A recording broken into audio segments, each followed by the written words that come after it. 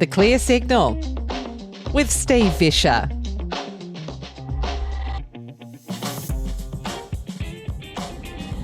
Well, hi everybody, welcome back to The Clear Signal. A special report, I guess, an interesting report here from the United States as we get into the last week of what has been nearly a month-long trip around what would be referred to as the Heartland of the United States. My wife and I have done a long road trip as we wind our way here down Interstate 24, I think it is, towards Nashville, Tennessee. We've chalked up well over 4,000 kilometres so far, with a little section left to go over in Los Angeles at the end before we wing our way home. I thought I'd offer some impressions of our time here and how it's changed. It's been 6 years since I've been to the United States, and I'm no stranger to coming here. My wife and I have travelled here many, many times, and in another time I used to live here when I was a younger man. So I'm quite familiar with it. So what has changed and what is different? Well, one of the things we wanted to do on this trip was to go to parts of the United States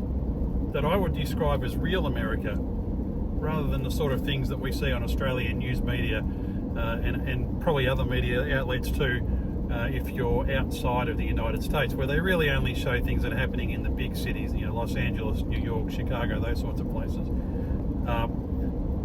The aim here was to get out into the heartland of America, and yes, we've done a lot of travelling on the interstates, but we've also done a lot of travelling down less trafficked roads, the roads less travelled, and it's been a really great experience, and it's allowed us to interact and meet a lot of real people, normal people, living normal lives, and it's really interesting to contrast the experiences we've had here meeting those types of people compared to the way America is perhaps portrayed at the moment on the news media.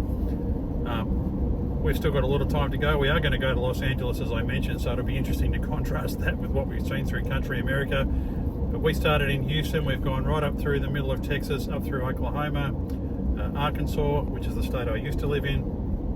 We've gone up through Missouri, into Illinois, and then we've come back down through Kentucky, and now here we are in Tennessee. It's been a really great experience, and meeting just a lot of real people, a lot of really what I would describe as normal people, and it's been quite refreshing actually to find that America is perhaps not the madhouse that it's quite often portrayed as. I've copped the label a few times over the years of being a bit of a fanboy for the United States, and to be honest with you, well, that really doesn't bother me that much at all. There's lots about this country that I really like, and I've got no problem telling people this when they ask me. Unlike most Australians, I haven't just visited the United States, I've actually lived here, and that gives you a very different perspective on things. It's one thing to drop in here for a holiday or visit Disneyland or the like, but living here, even for a short while, well, it just gives you a deeper understanding for the way this place works and for the attitude of the people that live here. One of the first things that really struck me, even years ago when I first came here, and it's really disturbing to think about how long ago that was the real overwhelming sense of freedom. People here are really passionate about it. Australians, for example, well, we really like to tout our freedoms, and that's fair enough too. But I kind of think we really only have them up to a point. Here in the United States, it seems to be more deeply woven into everyday life. That spirit, I think, likely stems from the country's early struggles and its hard-won independence. And I felt that most when I started flying here. That was my example of it. General aviation here, for example, it's accessible, it's practical, and it's well supported. Back home in Australia, well, it's quite the opposite. It's expensive, it's mired in red tape, and as a result, general aviation, it's very slowly dying. Over here, by contrast, well, the system really encourages participation, and when lawmakers might foolishly try and restrict that, well, people push back, and they always push back hard. That attitude, I think, also carries over onto the roads. As soon as we hit the highway, that really stood out to us. There's no endless web of so-called road safety cameras watching everything you do. There's no constant speedo watching. The speed limits, generally speaking, are higher, and a little bit more credit seems to be given to common sense. The interstate highways, well, they're great. They're vast, they're everywhere, they're pretty clean, and they're pretty efficient too. Now, compare that to the drive out of Melbourne Airport when you come home. The first thing you see is graffiti. It's the very first thing you see. And then you see the weeds, and then you look up and you see the surveillance cameras every few hundred metres. To me, that's just disheartening. Australia, to me, seems to have become over-regulated, over-surveilled, it's certainly overtaxed, and the politicians there, well, they're far too eager to control. It just staggers me that everybody at home just seems to really accept that. Just before we left, I caught a news segment on the unrest in Los Angeles, a protest that was happening over immigration enforcement over here. There's been quite a lot of that going on. And I remember the reporter signing off with the line, "Life in Trump's America." As if that one moment defined the entire country. Well, it doesn't.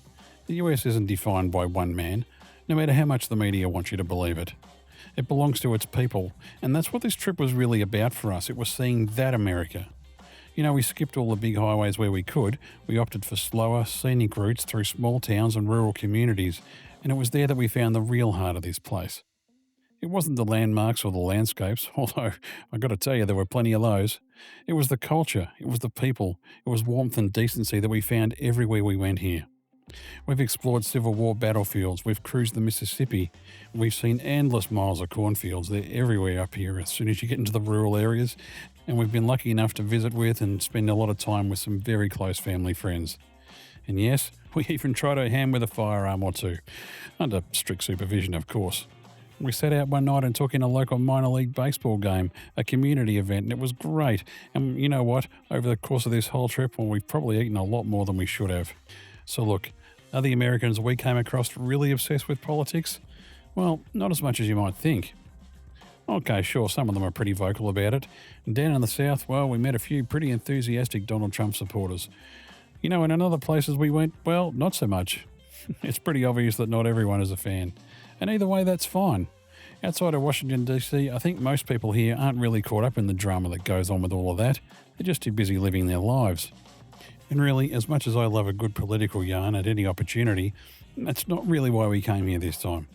Now, the United States, don't get me wrong, it's not perfect. Like any country, it's got its challenges. In some cities, we saw poverty, we saw people begging, and we saw neighbourhoods and smaller communities that were really doing it tough. And to that end, sure, governments here really need to do better. It shouldn't be this way in a country as wealthy as this. So I hope they do that over time. But what this trip reminded me is that life in the heart of this vast country, it's good. The people here are decent, the systems, they mostly work, and no, it's definitely not falling apart.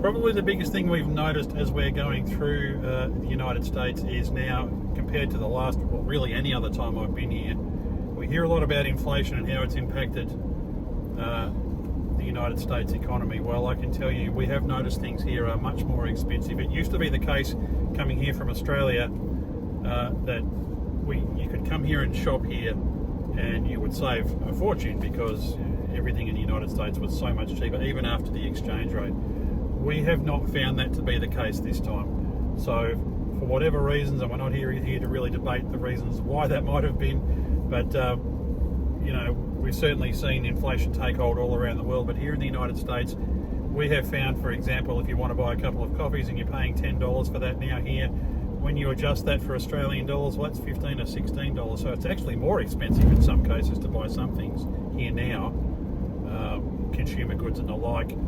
That was something I had never experienced in all the many times I've been to the United States in the past. So that's probably the big difference that we've noticed travelling around here in 2025. But otherwise, it's been a great journey here. I would encourage you, if you are looking at travelling overseas, I can tell you it's not the way it's portrayed, as I mentioned in the opening. If you want to come to America, try doing what we've done. Get out away from the big cities and just travel around and meet some normal people. It's really a great place still to come. And a lot of the horror stories you're hearing about the immigration system tightening up and making it hard, honestly, if I had $1 for every person that had said to me, boy, they might not let you in, well, before we came, I probably could have funded half this trip just from that alone. It's really not the case. Going through immigration here for us, we had all the paperwork that's required, all organised in advance. If you're coming from Australia, it's a visa waiver situation. Just get your paperwork in order.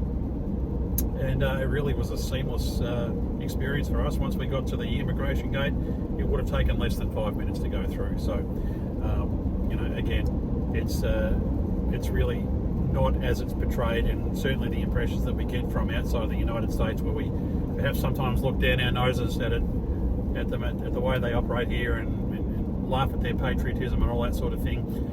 If you've never been here, you need to come here and experience, and maybe that'll give you a little bit of perspective as to why this country is the way it is. It's very different from Australia in many ways, In some ways it's the same, but as I said, if you've got the opportunity to come here, come and do what we've done. Come do a bit of road tripping. It's been great fun.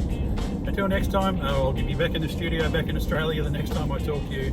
Thanks for tuning in, and we'll talk to you again soon. Get in touch. Join the conversation. Find us online at clearsignal.com.au.